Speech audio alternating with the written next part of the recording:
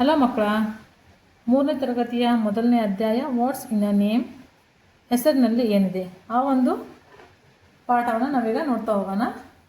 ಆ long time ago there was a cow herd family in Tarakeshwara. Every day Deba and Deepa took the cows out for grazing. They used to return in the late evening together with all the cows. ಒಂದು ಕಾಲದಲ್ಲಿ ಏನಿರುತ್ತೆ, ತಾರಕೇಶ್ವರ ಅಂತಕ್ಕಂಥ ಒಂದು ಊರಲ್ಲಿ ಒಂದು ಗೋಳರ ಕುಟುಂಬ ಇರುತ್ತೆ. ಅಂದರೆ ಹಸುಗಳನ್ನು ಸಾಕ್ತಕ್ಕಂಥ ಒಂದು ಕುಟುಂಬ ಇರುತ್ತೆ. ಆ ಕುಟುಂಬದಲ್ಲಿ ದೇವ್ ಮತ್ತು ದೀಪ್ ಅಂತಕ್ಕಂಥವು ಇಬ್ಬರು ದಿನಾಲು ಏನು ಮಾಡ್ತಾ ಇರ್ತಾರೆ, ಹಸು ಮೇಯ್ಸಕ್ಕೆ ಹೋಗ್ತಾ ಇರ್ತಾರೆ. ಹಸು ಮೇಯ್ಸಕ್ಕೆ ಹೋದಾಗ ದಿನ ಸಾಯಂಕಾಲ ಅವ್ರು ಬರುವಾಗ ಸಾಯಂಕಾಲ ತಡವಾಗಿ ಮನೆಗೆ ಹಿಂದಿರುಗ್ತಾ ಇರ್ತಾರೆ. ನೆಕ್ಸ್ಟು ಒಂದಿನ ದೇವು ಕೇಳ್ತಾನೆ, ನಾವು ಹಸುವನ್ನು ಕಳ್ಕೊಂಡಿಲ್ಲ ಅಂತ ಹೆಂಗೆ ಗೊತ್ತಾಗತ್ತೆ ನಮಗೆ, ಅದನ್ನು ಎನ್ಸೋದು ಈಗಂತ ನಮ್ಗೆ ಗೊತ್ತಿಲ್ಲಲ್ಲ, ಏನು ಮಾಡೋದು ಅಂತ ಅವನು ಕೇಳ್ತಾನೆ. ಆವಾಗ ದೇವ್ ಮತ್ತು ದೀಪ್ ಏನು ಮಾಡ್ಬೋದು ಅಂದರೆ, ಅವನ their friend gave them an idea. ಅವ್ರ ಫ್ರೆಂಡ್ ಒಂದು ಐಡಿಯಾ ಕೊಡ್ತಾನೆ ಅವ್ರಿಗೆ. When you go out make a mark on the wall for each cow that leaves the gate. Then when you come back strike out one mark from the wall each time a cow re-enters the gate. ಏನಾಗುತ್ತೆ, ನೀವು ಯಾವಾಗ ಹೊರಗೆ ಹೋಗ್ತಾ ಇರ್ತಾರಲ್ಲ ಮೇಯ್ಸೋಕ್ಕೆ ಹೋಗುವಾಗ ಅದನ್ನೇನು ಮಾಡಿರಿ, ನೀವು ಅದನ್ನು ಹೊಡೆದಾಕ್ತಾ ಲೈನ್ಗಳನ್ನು ಹಾಕ್ತಾ ಹೋಗ್ರಿ. ಸಾಯಂಕಾಲ ತಿರುಗಿ ಬಂದಾಗ ಯಾವ ಲೈನ್ ಹಾಕಿರ್ತೀರಲ್ಲ ಆ ಲೈನ್ ಮೇಲೆ ಸ್ಟ್ರೈಕ್ ಮಾಡಿರಿ. ಅಂದರೆ ಎಷ್ಟು ಕೌಗಳು ಹೋಗಿದ್ದಾವೆ ಮೇಯೋಕ್ಕೆ ಮತ್ತು ವಾಪಸ್ ಎಷ್ಟು ಬಂದವು ಅನ್ನೋದನ್ನು ಅಲ್ಲಿ ನಾವು ಕೌಂಟ್ ಮಾಡ್ದಂಗೆ ಸಿಗುತ್ತೆ ಅಂತ ಒಂದು ಐಡಿಯಾ ಕೊಡ್ತಾನೆ. ಆವಾಗ ಅದೇ ಥರ the next day they followed their friend idea and all the marks were struck out when they come back home. ಇಲ್ಲಿ ಏನು ಮಾಡ್ತಾರೆ ಅವರು, ದೇವ್ ಮತ್ತು ದೀಪ ಅವ್ರ ಫ್ರೆಂಡ್ ಐಡಿಯಾನ ಯೂಸ್ ಮಾಡಿಕೊಂಡು ಒಂದು ಕೌ ಹೋದ ತಕ್ಷಣ ಒಂದು ಲೈನ್, 2 ಕೌ ಹೋದ ತಕ್ಷಣ 2 ಲೈನ್ ಇರ್ತದೆ, ಈ ರೀತಿ ಗೋಡೆ ಮೇಲೆ ಹಾಕ್ತಾ ಹೋಗ್ತಾರೆ. ಹೋದಾಗ ವಾಪಸ್ ತಿರ್ಗಾ ಬಂದಾಗ ಆ ಲೈನನ್ನು ಮೇಲೆ ಏನು ಮಾಡ್ತಾರೆ, ಸ್ಟ್ರಕ್ ಔಟ್ ಮಾಡ್ತಾ ಹೋಗ್ತಾರೆ. Then after a few years they had many more cows. One day their wall had this many marks when they left home. ಅವಾಗೇನಾಗುತ್ತೆ, ಈ ರೀತಿ ಲೈನ್ ಹಾಕೋದ್ರಿಂದ ಅವರು ಭಾಳಷ್ಟು ದಿನ ನಂತರ ಅವ್ರ ಮನೆ ಬಿಟ್ಟು ಹೋದಾಗ ಈ ರೀತಿ ಅವ್ರ ಮನೆ ಗೋಡೆ ಮೇಲೆ ಏನಾಗಿರ್ತವೆ, ಈ ರೀತಿ ಇರ್ತಕ್ಕಂಥ ಲೈನ್ಗಳು ಉಳಿದ್ಬಿಟ್ಟಿರ್ತವೆ. So they had how many cows. ಈ ಚಿತ್ರದಲ್ಲಿ ನೋಡಿದಂಗೆ ನಿಮ್ಗೆ ಎಷ್ಟು ಕೌ ಇರ್ಬೋದಲ್ಲಿ, ಅವರ ಬಳಿ ಎಷ್ಟಿರ್ತವೆ,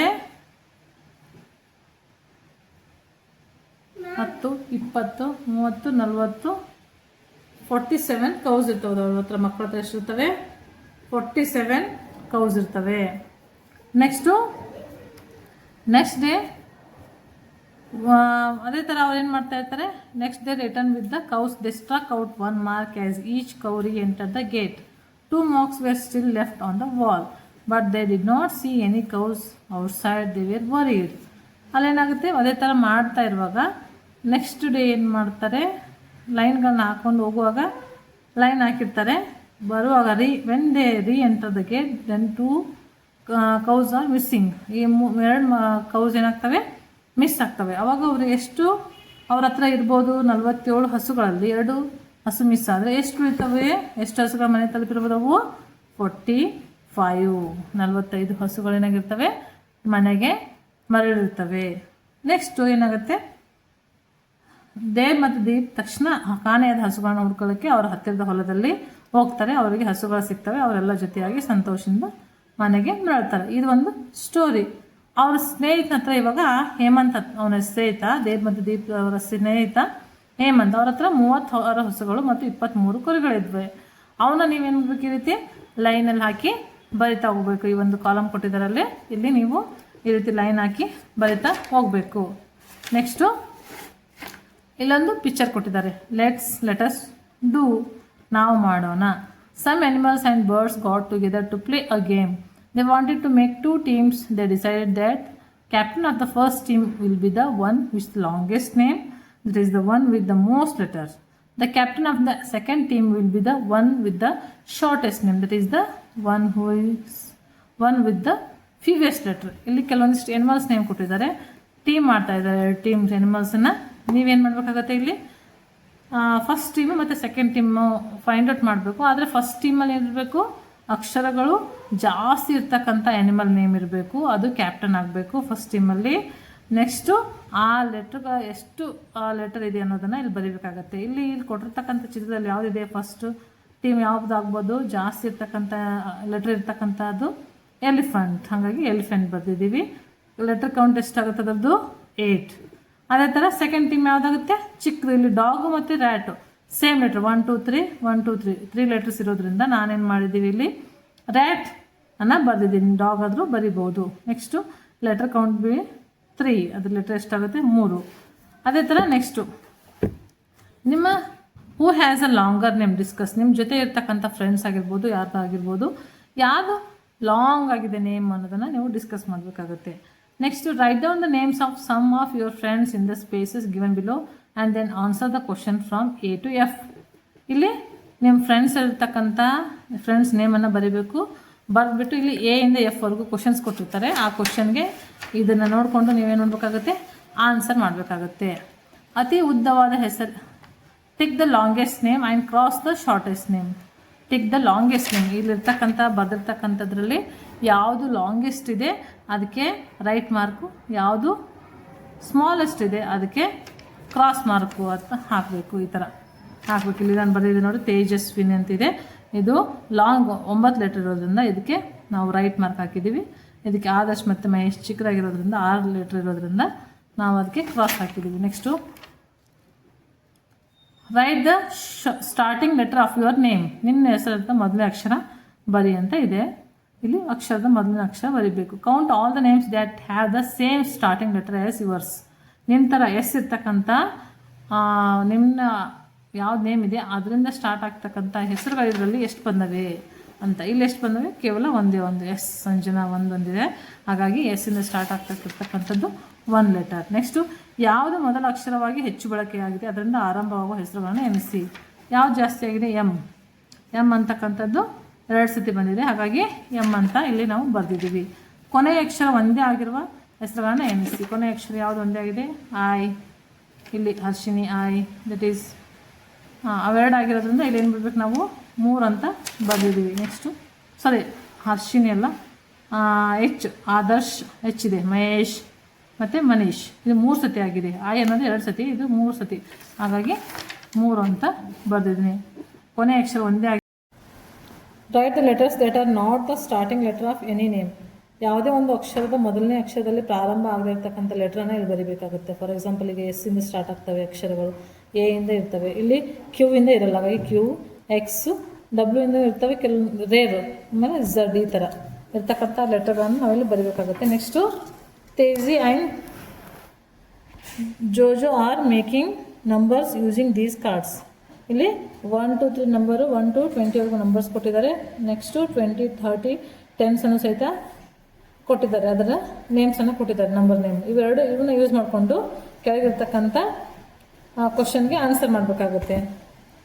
ತೇಜಿ makes her roll number 43 like this, it's number name has 10 letters. Jojo makes his roll number 17 like this, it's number name has 9 letter. ಅಂದರೆ ಅವ್ರ ನಂಬರ್ ಏನಿರುತ್ತೆ ರೋಲ್ ನಂಬರು, ಆ ರೋಲ್ ನಂಬರಲ್ಲಿ ಎಷ್ಟು ಅಕ್ಷರಗಳು ಬರ್ತವೆ ಅನ್ನೋದನ್ನು ಬರೀಬೇಕಾಗುತ್ತೆ. ಫಾರ್ ಎಕ್ಸಾಂಪಲ್ ಇಲ್ಲಿ ಮೈ ರೋಲ್ ನಂಬರ್ ಈಸ್ 3 ಅಂತ ಇದೆ, ಮೈ ರೋಲ್ ನಂಬರ್ 3 ಅಂತ ಇದೆ. ಹಾಗಾಗಿ ಈ 3ಯಲ್ಲಿ ಎಷ್ಟು ಲೆಟರ್ಗಳು ಬರ್ತವೆ 1 2 3 4 5 it's number name has 5 letters like this. Next question number B, right some numbers and their number names in your notebook. How many letters does each have? ಇಲ್ಲಿ some numbers and their number names. ಇಲ್ಲಿ ಏನು ಬೇಕಾಗುತ್ತೆ, ನಿಮ್ಮ ಬುಕ್ಕಲ್ಲಿ ಕೆಲವೊಂದಿಷ್ಟು ನಂಬರ್ಸನ್ನು ಬರೀಬೇಕಾಗುತ್ತೆ, ಜೊತೆಗೆ ನಂಬರ್ ನೇಮನ್ನು ಬರೀಬೇಕಾಗುತ್ತೆ. How many letters does it have? ಇಲ್ಲಿ 7 ಅಂತ ಬರೆದಿದ್ದೀನಿ. 7 ಅಂತ ಬರೆದ್ರೆ ಅದರಲ್ಲಿ ಎಷ್ಟು ನಂಬರ್ ಇದೆ 1 2 3 4 5 ಲೆಟರ್ಸ್ ಇದೆ ಆ ಥರ. Next Teji and Jojo made the number 56. It has 8 letters. Write other numbers between 1 to 1 and 99 that have 8 letters. ಇಲ್ಲಿ 56 ಅಂತ ಇದೆ. 56 ಲೆಟರ್ ಎಷ್ಟಿದೆ ಒಟ್ಟು ಅದರಲ್ಲಿ ಲೆಟರ್ಗಳು 1 2 3 4 5 6 7 8 ಲೆಟರ್ಸ್ ಇದೆ. ಆ ಥರ ನೀವು 1 to 100ಅಲ್ಲಿ ಎಷ್ಟು ನಂಬರ್ಗಳು, ಎಷ್ಟು 8 ಅಕ್ಷರ ಅಂದರೆ 8 ಅಕ್ಷರಗಳಿಂದ ಕೂಡಿರ್ತಕ್ಕಂಥ ಲೆಟರ್ಗಳನ್ನ ಬರಬೇಕಾಗುತ್ತೆ. ಇಲ್ಲಿ ಬರೆದಿದ್ದೀನಿ 42, ನೆಕ್ಸ್ಟು 41, ನೆಕ್ಸ್ಟ್ 19, 51, 52, ನೆಕ್ಸ್ಟು 46 ಈ ಥರ. ನೆಕ್ಸ್ಟ್ ನಾವು ಮಾಡೋಣ. Let us do write the numbers between 19 and 99 that have the longest name. ಇಲ್ಲಿ 1 to 1999 ಅಲ್ಲಿರ್ತಕ್ಕಂಥ ಏನು ನಂಬರ್ಸ್ ಇದ್ದಾವೆ, ನಂಬರ್ಸ್ ಆಗಿರ್ಬೋದು ಅಥವಾ ನಂಬರ್ ಆಗಿರ್ಬೋದು, ಒಂದಾದರೂ ಬರಿಬೋದು, ಜಾಸ್ತಿ ಆದರೂ ಬರಿಬೋದು. ಎಷ್ಟು ನೀವು ನಾನು ಬರೆದಿರ್ತಕ್ಕಂಥ 37, 38, 39 ಈ ರೀತಿ ನೀವು ಹೆಚ್ಚಿಗೆ ವರ್ಡ್ಗಳನ್ನ ಬರಿಬೋದಾಗಿದೆ. Next find out. My number name has, ಇಲ್ಲಿ ರಿಡಲ್ ಥರ ಕೊಟ್ಟಿದ್ದಾರೆ. ಏನು ರಿಡಲ್ ಅಂದರೆ, my number name has 2 words. The first word has 6 letters. The second word has 5 letters. I am very near to 100. Who am I? First letter 6, then second letter is 5. It is near to 100 ಅಂದರೆ 98 ಆಗುತ್ತೆ. Next ಇಲ್ಲೊಂದಿದೆ, my friends and I are the numbers from 60 to 78. My number name is the smallest among all my friends. Who M I? That is a 70. 63 ಮತ್ತು 78 ಮಧ್ಯೆ ಬರ್ತಕ್ಕಂಥದ್ದು small ಇರ್ತಕ್ಕಂಥದ್ದು letter ಇರ್ತಕ್ಕಂಥದ್ದು ಎಷ್ಟು? 1, 2, 3, 4, 5, 6, 7. ಒಂದು 7 ಇರ್ತಕ್ಕಂಥ ಲೆಟ್ರ್ ಇರ್ತಕ್ಕಂಥ ಒಂದು ನಂಬರ್ ಯಾವುದು ಅಂದರೆ 7. Second one, make similar puzzles of your own in your notebook and ask your classmates. ಇರ್ತಕ್ಕಂಥ ಕೆಲವೊಂದಿಷ್ಟು ಏನು ಕೊಟ್ಟಿದ್ದಾರೆ ಪಜಲ್ಸನ್ನು, ಆ ಥರ ನೀವು ಏನು ಮಾಡ್ಬೋದು, ಮಕ್ಕಳಿಗೆ ಮಾಡಿ ನಿಮ್ಮ ಫ್ರೆಂಡ್ಸ್ಗೆ ಕೇಳಬೇಕು. ಫಾರ್ ಎಕ್ಸಾಂಪಲ್ ಇಲ್ಲಿ ಕೊಟ್ಟಿದ್ದಾರೆ, ವೆಂಕಟ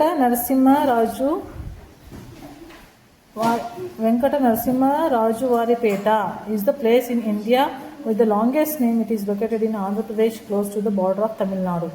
ಸಿ ಎಷ್ಟು ಲಾಂಗ್ ಇದೆ ಇದು ಊರು ಅಂದರೆ, ವೆಂಕಟ ನರಸಿಂಹರಾಜುವಾರಿಪೇಟ ಇರ್ತಕ್ಕಂಥ ಒಂದು ಪ್ಲೇಸು ಇಂಡಿಯಾದಲ್ಲಿ ಆಂಧ್ರ ಪ್ರದೇಶ್ ತಮಿಳುನಾಡು ಬಾರ್ಡ್ರಿಗೆ ಇದು ಇದೆ ಅಂತೆ. Next I B in Odisha and OD in Gujarat are the places in India with the shortest name. Shortest name ಇರ್ತಕ್ಕಂಥವು ಐ ಬಿ ಮತ್ತು ಓಡಿ ಗುಜರಾತಲ್ಲಿ ಇರ್ತಕ್ಕಂಥ ಒಂದು ಪ್ಲೇಸ್ಗಳಾಗಿದ್ದಾವೆ. Next Teji and Jojo have some picture cards. Teji has put these into 2 groups like this. ಇಲ್ಲಿ pictures ಇದ್ದಾವೆ, ತೇಜಿ ಹತ್ರ ಮತ್ತು ಜೋಜೋ ಹತ್ರ. ಆ ಪಿಕ್ಚರ್ಸ್ ಕಾರ್ಡ್ಗಳನ್ನು ಏನು ಮಾಡಿದ್ದಾರೆ, ಅವರು ಜೋಡಿಸಿದ್ದಾರೆ. ಯಾವ ರೀತಿ ಗ್ರೂಪಲ್ಲಿ ಜೋಡಿಸಿದ್ದಾರೆ ಅಂತಂದರೆ, she has group the cards into those that eat food and those that don't eat food.